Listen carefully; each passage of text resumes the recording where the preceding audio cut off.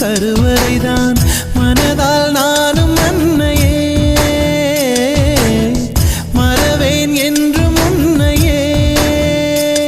நான் பாலை வனத்தில் விதை போல் நீ பருவம் தந்த மழை போல் என் காதல் செடியில் பூவும் பூத்ததே உன் விழி திறந்திருந்தால் விடியலி தேவையில்லை உன்னை நான் துறந்திருந்தால் உயிரது சொந்தமில்லை இத்தனையும் இனி கிடைக்குமா கிடைக்கும் கிடைக்கும் நான் கூட சொல்கிறேன் அழகே பிரம்மனிடம் மனு கொடுக்க போயிருந்தேன்